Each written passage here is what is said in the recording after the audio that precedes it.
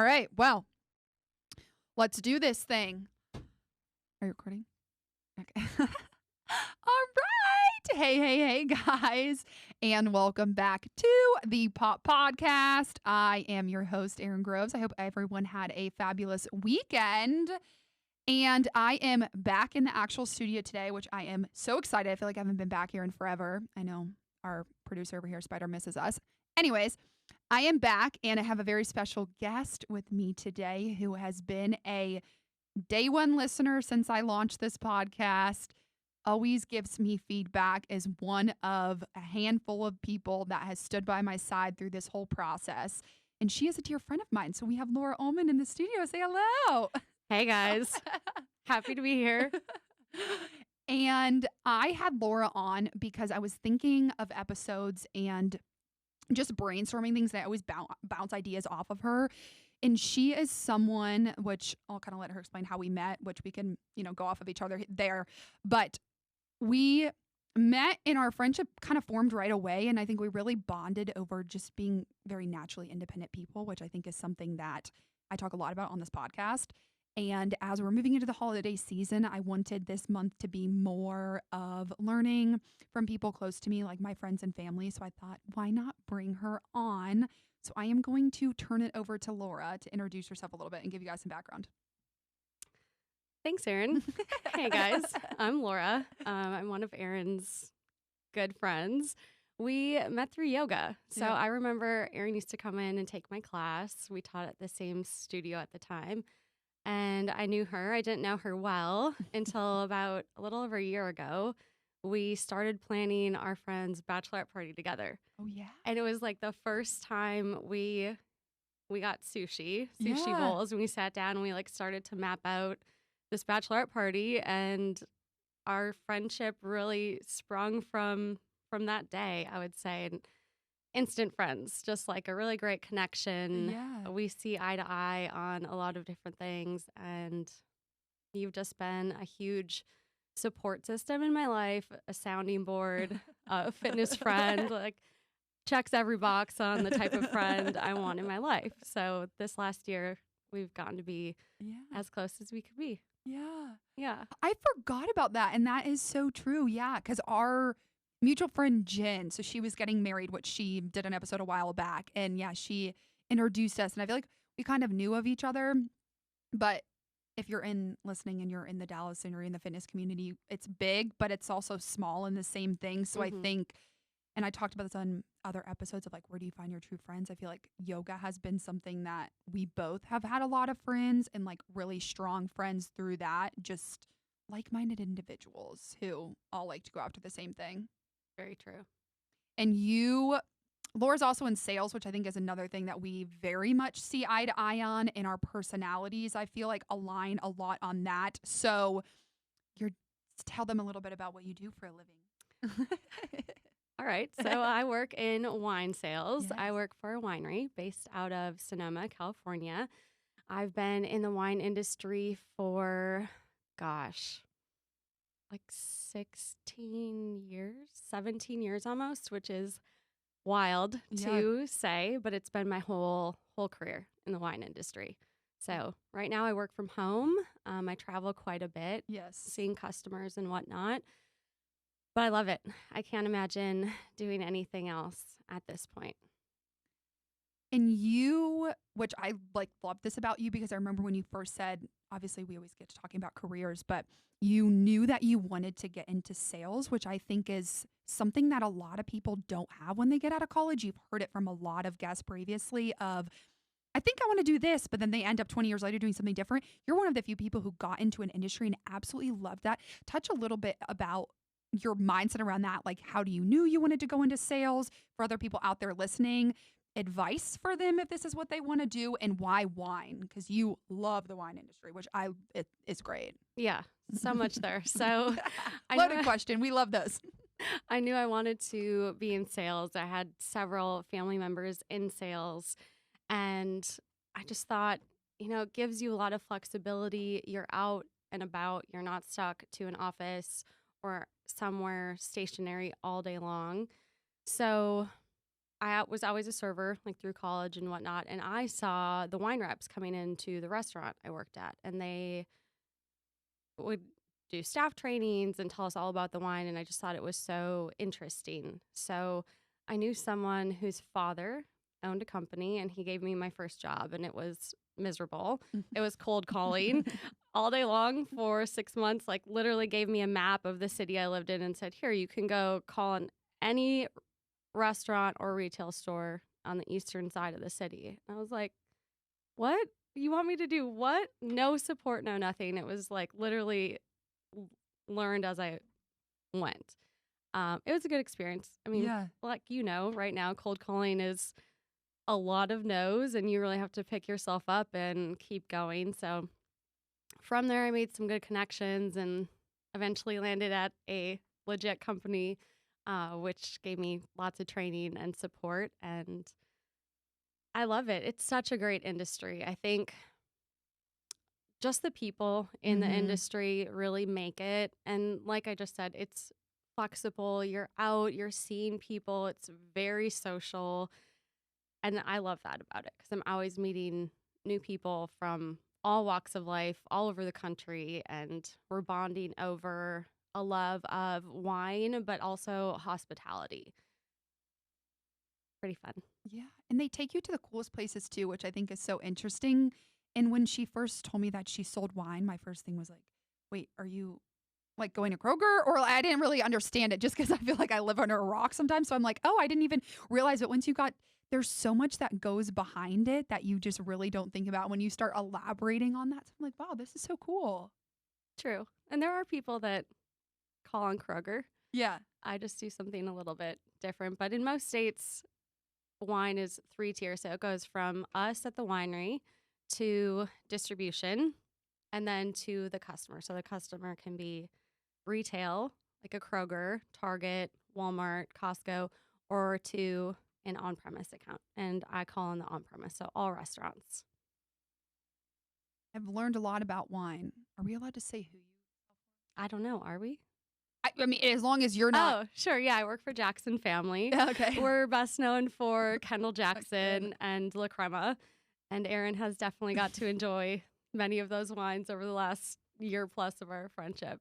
I think that's where you were going with that. Yeah. I was going to promote Kendall Jackson wine. If you guys are out there and you love wine, I mean, let's be real. I started from like Trader Joe's wine. So when you started introducing me to this stuff, I'm like, there's no way this tastes better for $15 more. Now I get it.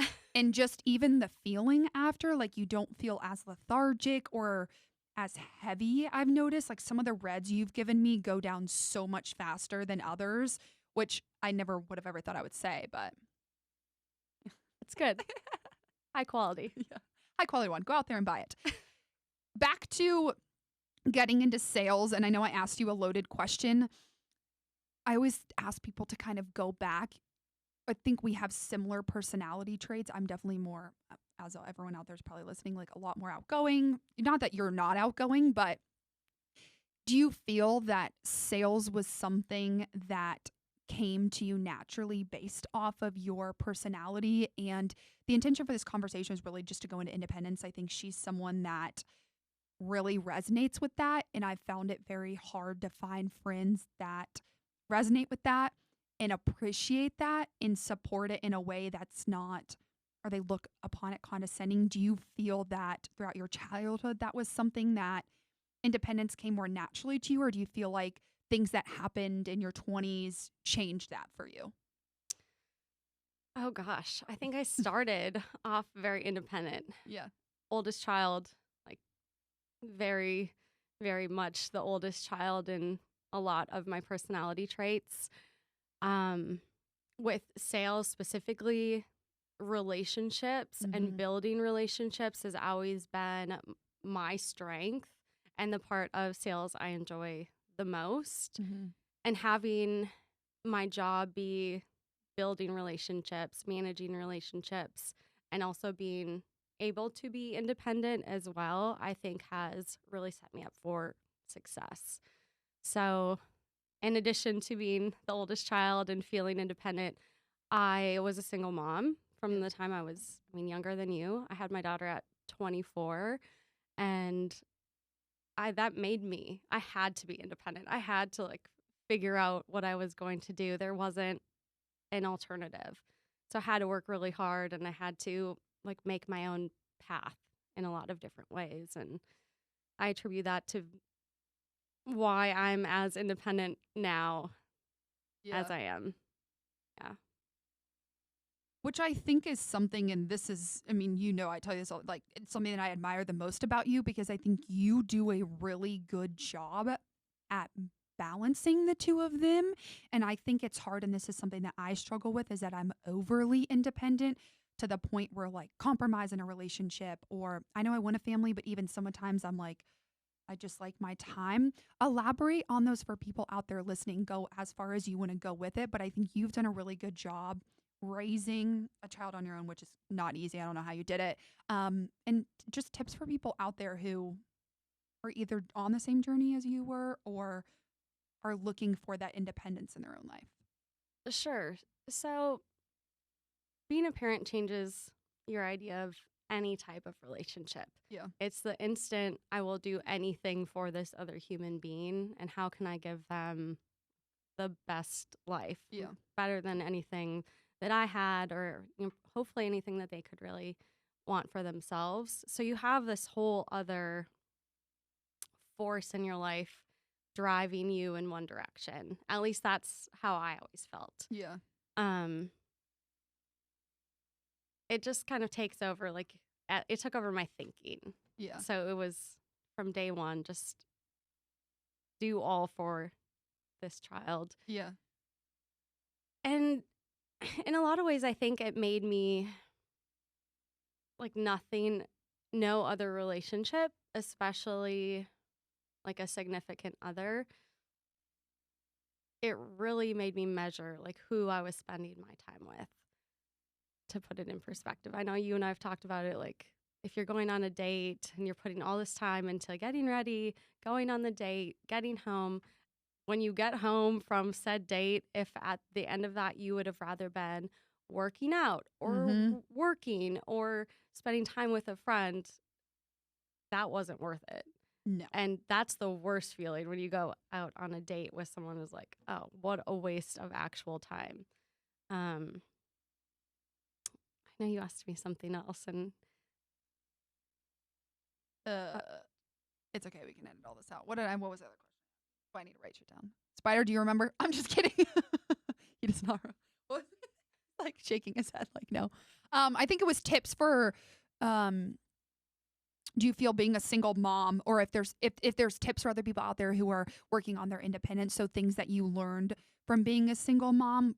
I think prioritizing time is one thing, which I think is a tip for people out there. Like if you're I don't even know if that's really a tip, but I guess if you're listening to this and independence is something that you're either leaning towards Laura and I on our side of, being very independent in nature, or that's something that you're working toward. I think time is a huge thing for us. That's something that I preach about probably way too much, is that I'm so like down to the minute on my day sometimes. So I guess for you, the question was, that's right. yeah, you got it. Yeah. Okay, go. So to answer your question, once you have, you could be with someone in a significant other relationship or having a child, it forces you to take time away from your job or your other focuses, and to really start to balance the buckets in your life. Mm-hmm.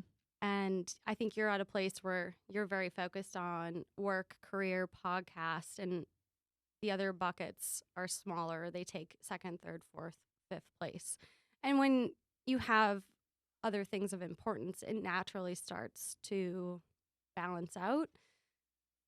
Well, that doesn't mean you can't still be focused on your career and that you can't be focused on yourself. I think that's a misconception for sure, is that the minute you either enter a relationship or become a parent, you lose your self-identity. And I think for a lot of people, it's a struggle to keep those. Like, I still want to be me. I still want to have my friendships. I still want to have my relationship with my boyfriend. I want to teach yoga. And it's really a balancing act. And within all of those things, prioritizing time, like what needs the most time, but still making time for all of the other things. Take it a step further because, again, that's why you're here. But I think that's one thing that's very admirable is you have your full-time job. You're in a relationship. Love her boyfriend. Shout out Jared if you're listening to this. I know he will. Hey, Jared. He will. He says hi. And you have your daughter. And you do a good job at making sure that, and you're always checking in on your friends, like, hey, what are you doing? Want to go do this?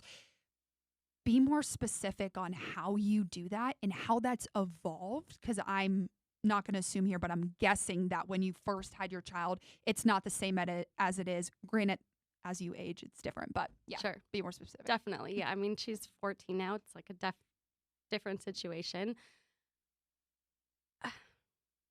Again, I think it comes back to like making time for all the things you care about, but then prioritizing them and knowing if something isn't going to serve you, it's okay to say no. And you don't always have to give a reason why. Like if something just doesn't sound good to you or the energy isn't there, like not the energy like from yourself, but if you know going into it, like you're not going to vibe with that situation for whatever reason, you can just say no and hold on to your no and not have to say, I don't want to do this to the host or your friend because blah, blah, blah. Like just a simple, no, I can't make it is totally fine to, again, like protect your own energy, your time. Maybe family is more important that night. And hopefully, if they're a good friend, they will respect that boundary and your time away. I think that's one thing with my relationships here specifically. Like, I found the most amazing friends, and they support me when I do have time for them, when I don't have time for them, when I'm traveling like crazy and I haven't seen them for weeks. I know that when I can see them, they're always going to be willing and hopefully excited. And I hope I hold that same space for them as well. It's not, I don't feel like I have any needy friendships in my life. And I would say the same thing for my boyfriend. Like he definitely respects what I do, and he cheers me on, especially in my career, and he's been amazing with my daughter and has helped me in so many ways, especially with my job. When I am traveling, he's really been the one to step up and be there for her. Couldn't have done it without him. But he understands that my job is very important to me, and he would never want to take away from that. And he also wouldn't want to take away from my friendships. Yeah. Which I think is something too that I have made an intention. And this is something that I've noticed once I moved to Dallas. I don't know, everyone has opinions on moving to different cities, but I think that's one thing as we kind of, transition into yoga. And I think that has a huge part. I just think it's finding people who have those same interests. I think a lot of us just have that like in our nature. And I'm even someone that doesn't like hang out with people all the time. Like I feel like all my friends understand that. And I've had friends in the past who are like, why are you never want to go out or you never want to do this? And it's like, it's just not in that top bucket. Like I'm doing other things and I need to rest and work out and all these things, which I feel like you always understand that.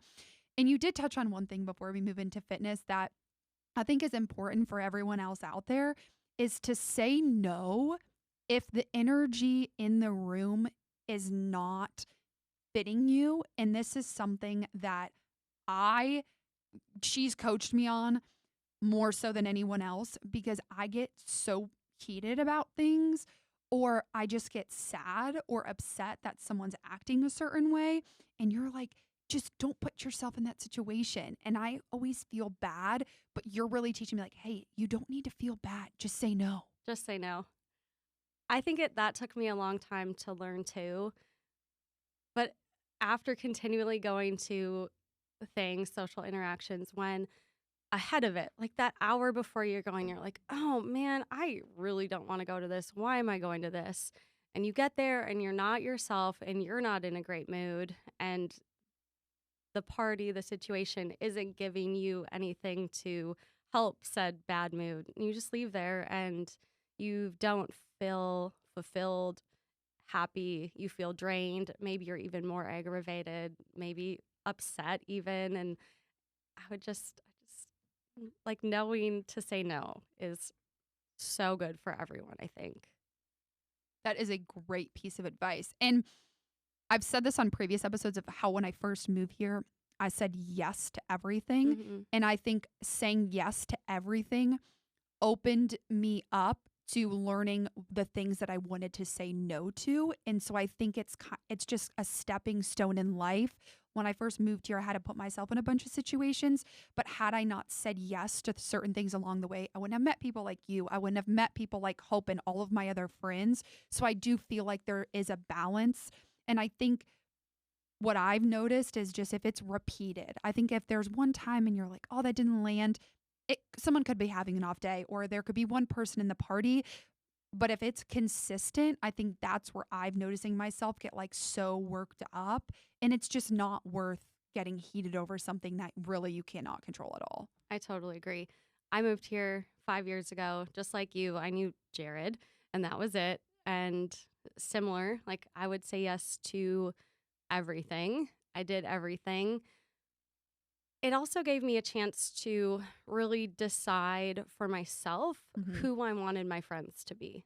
Like you say yes to everything, you go, you give everyone a chance, and then you can be selective with who you choose to spend time with, who does fill your cup, who gives you energy, who can you really connect with and have fun with. And, you need different friends for different reasons sometimes. And I think that's totally normal too. But really building friendships of your choice is important. And different stages of your life. That's one thing that I've noticed is just as I've gotten older, you're going to change and your priorities and things are going to change. And it's having friends that's like if you want to just go eat dinner, or you don't want to go out, or those friends that do different things. So I do think that's one thing that I've noticed about myself is like I do have certain groups for different things and they give me things at different times when I need them, or like they're teaching me something. So I do think it's good to have a mix of people around you who give you different energy to learn from too, Totally agree. of what you don't want, especially, I mean, you're in your 30s and 20s. So I do think a lot of it just has to do with age of like where you're at in your life. And this is a good question too.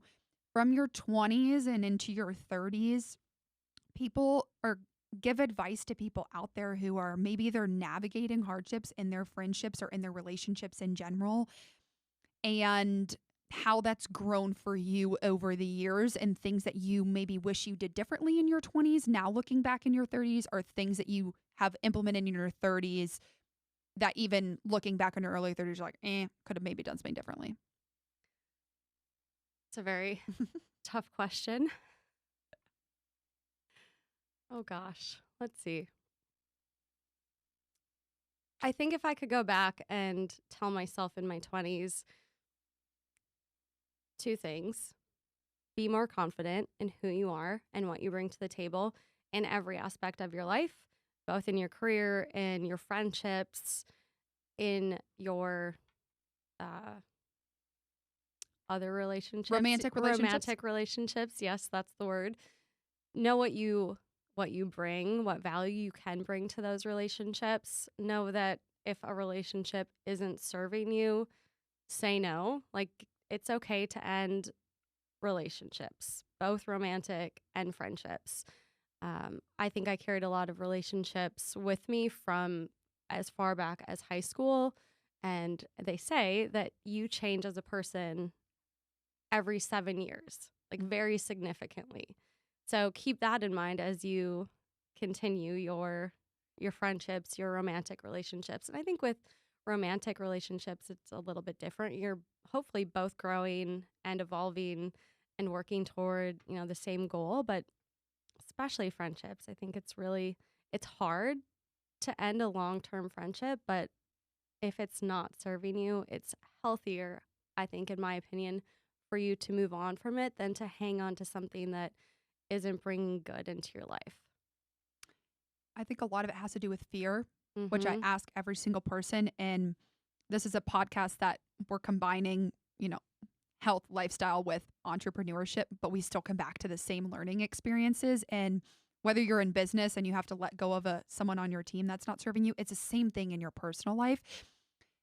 A lot of it has to do with fear. I think there's a lot of people who are scared to hurt that other person's feelings, or what happens if this, and you're probably going to agree. I think it's easier to just rip the Band-Aid off because it's going to work best for the both of you in the long run.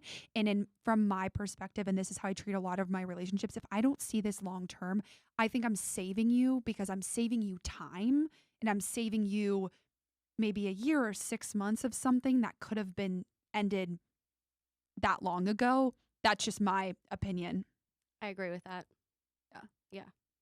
And then the second thing I would just say is, as you move into your 30s, you have more experience in every part of your life. So while I wish I could have told myself, like, know your value, you go through many, like, you stumble along the way so much in your 20s, friendships, relationships, career. Like, you're just building all these blocks to set yourself up for your 30s, which I think are so great, so fun. You're probably a little bit more financially secure, so you can do the things you want to do without feeling guilty, and you just have a better grasp of your adult life, I would say. I think even in your 20s, you're like just moving on from college. You're really trying to figure out like who you are. How does independence really work? How does this whole job thing really work? How do I live on my own? So once you get more of that figured out, I think your 30s are really the time to have a lot of fun and enjoy where you're at in life. Everyone says that. And when I get there in a few years, I will report back for everyone still listening to this podcast in 5 years, which I know every single one of you will. Confidence is key. Taking Laura's advice here on the podcast. So we're going to take a transition into fitness because I think this plays a huge part in who we are today. For the audience out there listening, I know she spoke briefly. So Laura and I met at Core Power. She was one of, I don't like to say the best, but she was one of the best sculpt instructors. And you could just tell by all of the instructors below her. She teaches sculpt. I'm on the vinyasa side. So, same overall type of thing, but hers is harder workout. If you're out there and want to lift some weights, take Laura's class. And then I was on the yoga side, but you could just tell that there's a lot of people that looked up to you and admired you and your leadership. The first question is, how and why did you get into yoga and fitness? Was that in your 20s or was that in your 30s? I mean, I think I was always very active. I didn't find yoga until late 20s. And I had a friend that was getting married and she was going to Core Power like twice a day. I'm like, you look so healthier than I've ever seen. What are you doing? And so I went to my first sculpt class and thought she was crazy. It was the hardest thing I'd ever done, and instantly fell in love. And it just, between the actual yoga, the vinyasa style that you teach, and sculpt, it has really changed my life. And I wouldn't say it really changed my life until I started teaching when I moved here. I had taken yoga teacher training like in 2014, and I didn't start teaching until 2017. I was terrified to teach. I thought there was no way I could teach. I was so scared to get up in the front of a room and talk for an hour. I'm like scared to death. Like I would shake. I think I blocked out for my first class, like shaking the whole time, just no idea what happened. And it got a lot better from there for sure. I don't black out anymore, so I don't really shake. So it's good. Which is so funny because if anyone's out there and they've taken Laura's class, you would have no idea, not at all, that she was ever nervous. You would have thought she's been doing this for forever. But I remember one of the first classes I took, that was a story that you took, or that you told, was that you took the training and then it took you a while. And you just mentioned that you feel that it changed your life more with teaching than it did being on the other side. And I couldn't agree with that more. For everyone out there listening, elaborate more on that. So I think taking yoga for me was very therapeutic. Yoga's not just the physical aspect of the practice. Mm-mm. It's for me my mental health, like Oh my gosh, yes. it's the release, it's the movement of my body to like get out the day or whatever tough feelings I'm having. Things literally build up inside your body in every place, and to move through yoga, nothing's better. I mean, there's obviously like the physical benefits as well, which I love. And I love the community and everything. But when I started teaching, I think I connected with a part of myself that was there. I just was like too scared to really like own my voice in the way that yoga teaching has let me. Um, it's fun. Mm-hmm. I mean, I love it, Yeah. the music aspect of it, but really for me, it's the people. And I think it goes back to why I like sales. I like sales because of the relationships. I like building relationships and connecting with people. And for me, teaching yoga is the exact same way. Like from the time you walk in, I hope at some point, like, I know your name and I know why you're there. And I hope I welcome you back every time. But honestly, almost all of my friends in some way here in Dallas are from yoga. It's other teachers, it's students that I've connected with over the years. And it's brought me, like you said, like minded people. We all have a connection over yoga. We understand what that means to us. And we all do different things, but we really enjoy each other's company. I think it brings out for me, I think a lot of it had to do with the training, and I always bring it back to the audience. We talk a lot about going out and just doing little things to put yourself in situations that make you uncomfortable. And if you're someone that I know, I have a group of people that love entrepreneurship and a group of people who don't resonate with that much. I think this might be geared towards maybe those that aren't wanting to go out and start their own business, but they're still wanting to go do something that scares them. And I think this is your sign to go out and just try it. And even if you go take the training or you do the course or you take that one step, the power of one that Ed Milet talks about is ingrained in my brain. And I believe this like to a core. I just think when you go out there and you put yourself in situations, you just never know who you're going to meet. And if you would have asked me when I first moved here and I knew no one, if yoga teacher training would change my life the way it did, I would have told you you're crazy. Same. I never would have thought teaching yoga would have had the impact it's had on my life. It could be as simple as taking a yoga class or taking a fitness class, Mm-hmm. a group fitness class, just trying something outside of what you normally do. It changed everything, not everything. I think I knew subconsciously that a lot of it had to do with mental health because I feel like when I got into yoga, I was at a place where I was in my teens, but I didn't really know who I was. So I was throwing myself at different things. It started physical, which I know I've touched on before, and it turned mental so fast. And now people ask me all the time, how are you so consistent? Like, how do you say?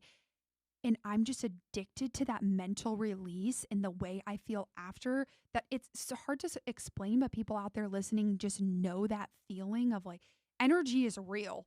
The shift in energy when you walk into a class in a bad mood, you will walk out. I've never walked out in a worse mood ever in my life. Never.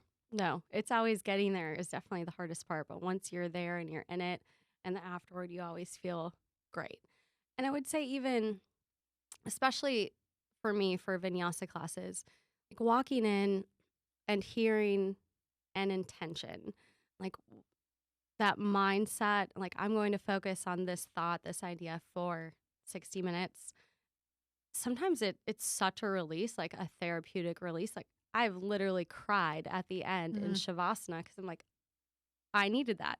My body needed to release that. And that's why I'm here today. And those little things are so important. Which is something you do the best at. You put so much thought and stuff into the intention, which was always something that I struggle with. I don't know if it was a maturity thing or I'm an intentional person, but I feel like sometimes you just do such a good job at in your classes. Like, this is our intention. And I do think it brings it back and it gives you a why.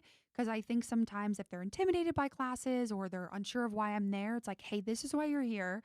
If you don't know what you're doing, just focus on this word and breathe. And you're going to walk out of here feeling like a different person. Totally agree. Yeah. I mean, most of my attention